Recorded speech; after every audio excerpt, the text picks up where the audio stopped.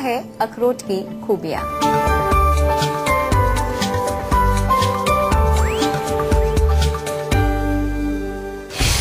तेज दिमाग चाहिए तो अखरोट खाइए, शरीर में शक्ति चाहिए तो अखरोट खाइए, टेंशन से छुटकारा चाहिए तो अखरोट खाइए, छोड़ दीजिए बीमारियों का रोना, बस अखरोट खाइए रोजाना।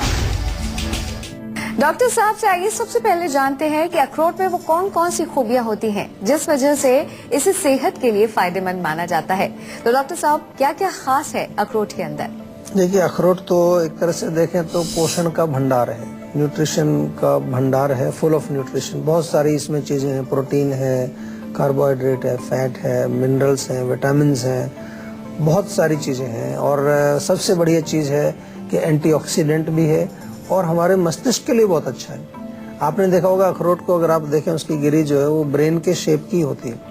तो ऐसा माना जाता है कि जो भी प्रकृति में चीजें उपलब्ध हैं वो हमारे ऑर्गन से उनकी शेप अगर मिलती जुलती होती है तो उस पर्टिकुलर ऑर्गन के लिए वो बहुत फायदेमंद होते हैं। बालों के लिए बहुत अच्छा है, हड्डियों को मजबूत करता है। इसके साथ साथ ओमेगा 3 फैटी एसिड्स आपने सुना होगा, आजकल काफी प्रचलित रहते हैं, वो हेल्थ के लिए, वो भी अखरोट के अंदर पाए जाते हैं। और पेट में कीड़े जो होते हैं, कृमिगन इसको कहा जाता है, कीड़े अगर हों उसको भी नष्ट करता है। दो प्रकार का अखरोट जनरली देखने में आता है, एक जंगली अखरोट जिसको बोलते हैं, बहुत हार्ड होता है वो, और एक कागजी अखरोट जिसको थोड़ा सॉफ्ट, उसको कई बार दांत से भी आराम से आप तोड़ सकते हैं। तो दोनों ही अखरोट जो है उनमें गिरी निकलती है, उसके खाने से आपको काफी लाभ पहुंचते हैं। मुख्य रूप से जो है पोषण के लिए बहुत अच्छा है, हमारे धातुओं की वृद्धि के लिए बहुत अच्छा है। भोपाल से राहुल जुड़ गए हमारे साथ, स्वागत है आपका, अपनी समस्या बताइए। जी, मेरी उम्र, हेलो जी, हाँ, मैं 28 साल का हूँ। मुझे सियाटिका की प्रॉब्लम रहती है। सियाटिका कब से है आपको? हेलो, कब से हुआ सियाटिका? जी मुझे लगभग 2 साल से। अच्छा, तो इसमें कुछ आपने उपचार किया अभी तक या नहीं? मैंने एनाल्जेसिक वगैरह यूज किए हैं। एनाल्जेसिक यूज किए और कुछ न्यूरो मेडिसिन। देखिए, मेडिसिन आपने ली, लेकिन इसको समझने की कोशिश करिए। मेडिसिन आपने ले लिया, पेन किलर ले लिया, थोड़ी देर के लिए दर्द आपको महसूस नहीं होगा, दर्द वहीं का वहीं बना है, कॉज उसका वहीं का वहीं बना हुआ है। आपकी नस दबी हुई है, उसमें वहां पर मांसपेशियां टाइट हो गई हैं, कुछ ना कुछ वहां स्टिफनेस आ गई है मसल्स के अंदर। तो उसको रिलीज करने के लिए मसल्स को लूज करना बहुत जरूरी है, आपकी मांसपेशियों को वहां पर रिलैक्स करना बहुत आवश्यक है। इसलिए अगर आपने देखा होगा कई बार कि अगर आप कोई क्रीम लगाएं, वहाँ कोई तेल लगाएं या गरमाई को शिकाई करें तो उससे कुछ देर के लिए आपको रिलीफ मिलता है। तो इसमें पंचकर्म चिकित्सा बहुत फायदा करती है। सियाटिका के पेशेंट जितने भी हैं वो पंचकर्म जरूर कराएं। कई प्रकार की चिकित्सा उसमें हमारे यहाँ कटी बस्ती होती है, पोटली मसाज होती है, स्टीमिंग देते हैं, ताकि वो जो डीप लेवल पर, ऊपर की मसल्स नहीं है, वो नीचे की मसल्स टाइट हो गई हैं, तो वहां तक पहुंचने के लिए कई प्रक्रियाएं करनी पड़ती हैं, कई प्रकार की क्रियाएं करनी पड़ती हैं, ताकि वो मसल्स रिलैक्स हो जाएं और नस के ऊपर जो प्रेशर है वो हट जाए। ये आपको करना है। अभी फिलहाल के लिए मैं इतना ही कहूंगा आपको कि तिल का तेल हल्का सा गर्म करके उससे मालिश करें और थोड़ा स्टीम लगाएं लोअर बैक के अंदर, तो उससे कुछ रिलीफ मिलेगा आपको। लेकिन साथ में आयुर्वेदिक पंचकर्म चिकित्सा कराएं और आयुर्वेदिक औषधियां फिर इसमें खाने के लिए दी जाती हैं।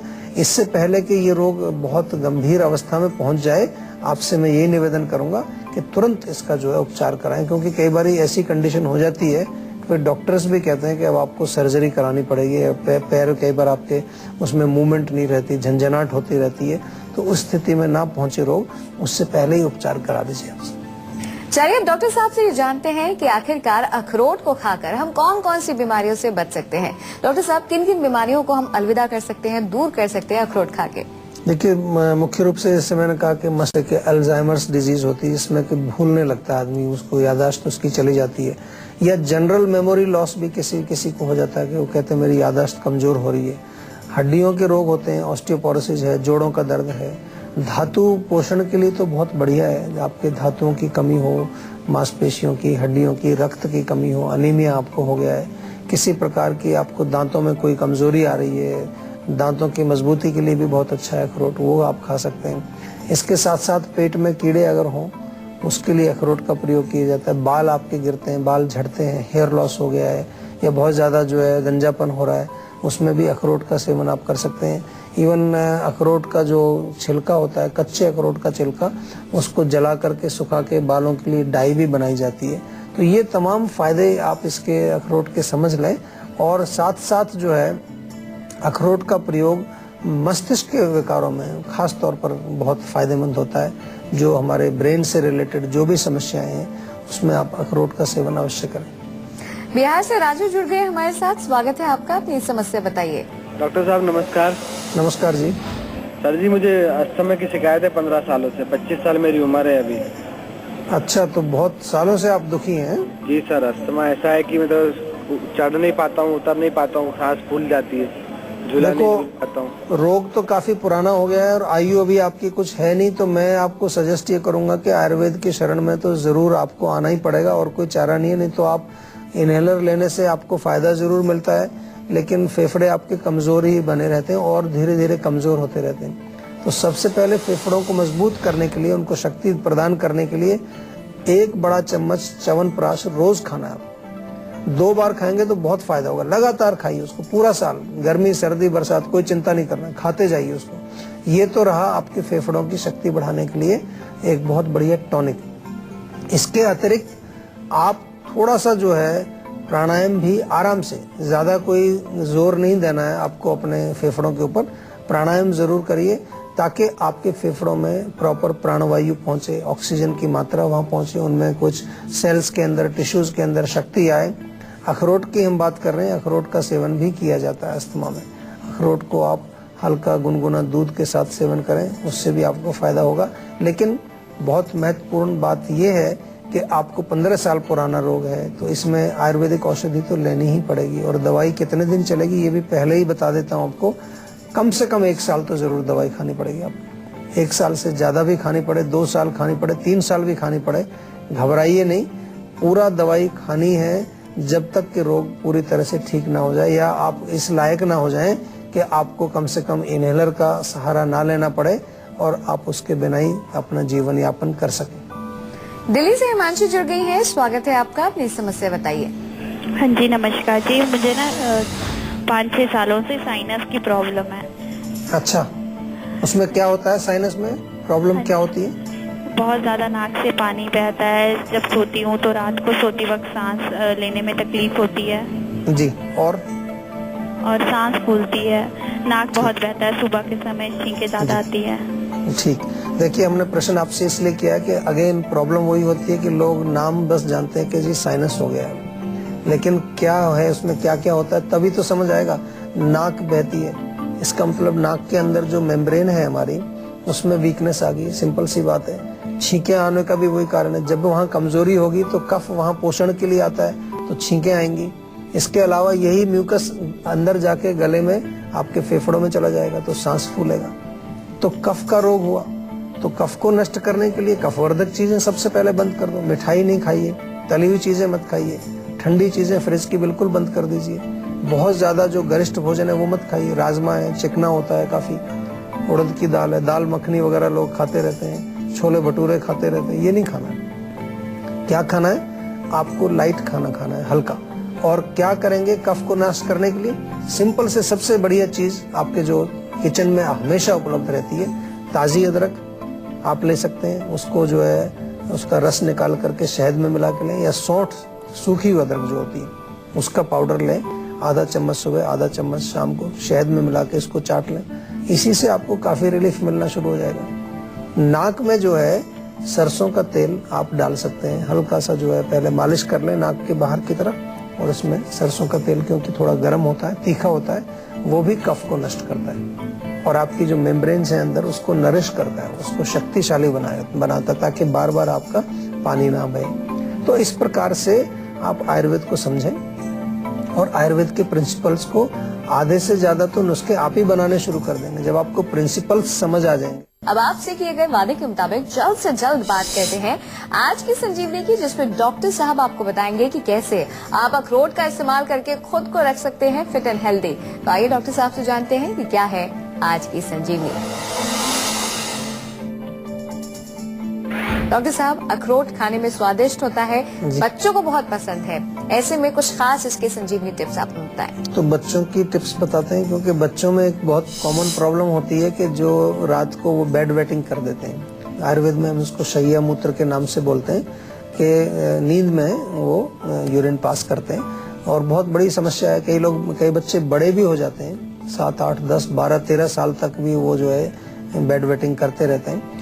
तो इसके लिए अखरोट का सेवन बहुत फायदा करता है। 1 या 2 अखरोट की गिरी निकालें, 10 किशमिश साथ में मिला करके रात को सोने से पहले बच्चे को खिलाएं, चबा करके वो खाएं, इससे फायदा मिलेगा। बच्चों के पेट में कीड़े अगर हों तो 1 अखरोट की गिरी निकाल करके हर रोज उसको खिलाएं, उससे उसको फायदा काफी मिलेगा। इसके अतिरिक्त अखरोट की जो बाहर की छाल होती है, जो उसका छिलका होता है, उसको जला करके आप उसकी राख बनाएं और उससे मंजन आप करें तो आपके दांतों के लिए बहुत अच्छा है। मंजन उससे कर सकते हैं आप, दांतों को स्वस्थ रखेगा। और अखरोट के पेड़ की छाल अगर आपको मिले कहीं पर, तो उसका काढ़ा बना करके, घाव कहीं पर है शरीर में, जख्म बना हुआ है, उसको धोने से हीलिंग बहुत जल्दी से होती है। तो काफी सारी क्वालिटीज हैं अखरोट के अंदर, इसका सेवन करिए और अपने आप को स्वस्थ बनाइए। उड़ीसा से महेश जी जुड़ गए हैं, स्वागत है आपका, अपनी समस्या बताइए। जी डॉक्टर साहब नमस्कार। नमस्कार जी। जी मेरी उम्र 25 साल है सर। जी। और सर मेरे को ऐसे थकान बहुत आता है सर। ऐसे मैं थोड़ी 10-15 कदम भी चल दूं तो एकदम से सर थकान लग के पसीना बहुत आते हैं मेरे को। तो इसमें कुछ आपने कुछ चेकअप वगैरह कराया, टेस्ट वगैरह कुछ कराए? सर टेस्ट तो कभी कुछ नहीं करा है इसके लिए। ये परेशानी अच्छा। मेरे को ऐसे हो गया सर, 3-4 साल ऐसे हुए हो गया। अच्छा। जी देखिए, टेस्ट आपने नहीं कराया तो एक थोड़ा सा ब्लड का टेस्ट तो करा ही लीजिए, क्योंकि खून में आपके क्या है, हीमोग्लोबिन कितना है, रक्त की कमी तो नहीं हो रही है। थकावट का एक मुख्य लक्षण यही होता है कई बार कि खून की कमी हो, हीमोग्लोबिन कम हो, या शरीर में किसी और धातु की कमजोरी हो, उसकी वजह से होता है। दूसरा, आप कह रहे हैं कि पसीना ज्यादा आ जाता है, तो उससे संकेत ये मिलता है कि गर्मी बढ़ गई है बॉडी में, पित्त की वृद्धि हुई है। पित्त की वृद्धि के लिए और ताकत के लिए, दोनों ही चीजों के लिए सबसे बढ़िया चीज है आंवला। आंवले का मुरब्बा आप 1 पीस लीजिए, सुबह 1 कप दूध के साथ सेवन करिए, तो खून भी बनेगा, शरीर में गर्मी भी नहीं करेगा और आपको शक्ति भी बनी रहेगी। तो 1 आंवले का मुरब्बा रोज सुबह खाएं, साथ में 1 चम्मच च्यवनप्राश भी अगर खाएं तो बहुत फायदा हो जाएगा आपको। लेकिन जांच जरूर कराइए, कॉज को पता लगाना बहुत आवश्यक होता है कि कोई भी आपके शरीर में कोई रोग हो रहा है, कोई लक्षण आपके शरीर में दिख रहा है, वो क्यों हो रहा है वो समझना आपका फर्ज बनता है, क्योंकि आप इस शरीर का प्रयोग करते हैं, रोज इसको इस्तेमाल करते हैं। जिस प्रकार से आपकी गाड़ी खराब हो जाए, आपका मोबाइल खराब हो जाए, तो आप देखने की कोशिश करते हैं कि क्या कारण है, क्या खराबी हुई। ऐसे ही अपना रोग, कुछ भी रोग हो, उसको समझने का प्रयास अवश्य करिए। अगर आपकी समझ में नहीं आता है तो हमारे यहाँ फोन लगाइए, हमारे डॉक्टर से बात करिए, वो आपको समझाएंगे। डॉक्टर साहब, अखरोट के फायदे तो बहुत हैं। ऐसे में हम आपसे ये जानना चाहेंगे कि अखरोट को चबा कर खाना चाहिए या फिर भिगो कर खाना चाहिए, और साथ ही कोई खास हिदायत जो आप बताना चाहें। देखिए, भिगो के खाएं तो अच्छा रहता है, क्योंकि गर्मी करता है, गर्म है, उष्ण है, तासीर इसकी गर्म होती है। और भिगो के खाने से रात भर पानी में पड़ा रहे तो उसकी हीट थोड़ी कम हो जाती है, तो भिगो के खाएं तो बहुत ही अच्छा है। चबाकर खाना ही चाहिए डेफिनेटली, उसको चबाकर, कोई भी चीज खाएं तो चबाकर ही खाएं, लेकिन मात्रा में 4-5 अखरोट से ज्यादा ना खाएं आप। वो 10-20 ग्राम के करीब उसकी गिरी होंगी, उससे ज्यादा सेवन नहीं करना चाहिए, क्योंकि गर्मी करेगा तो कई बार आपकी त्वचा में खुजली हो सकती है, मुंह में छाले निकल सकते हैं। ऐसा नहीं कि किसी दिन अखरोट हाथ लग गए आपके तो पूरा आधा किलो ही एक बार में खा गए आप, कि लगा कि शक्तिशाली चीज है तो आज ही पूरी शक्ति प्राप्त कर लेते हैं। ऐसा नहीं करना है, धीरे धीरे थोड़ा थोड़ा खाइए, भिगो के खाएंगे तो और भी अच्छा रहता है। तो इस प्रकार से इसका सेवन करना चाहिए।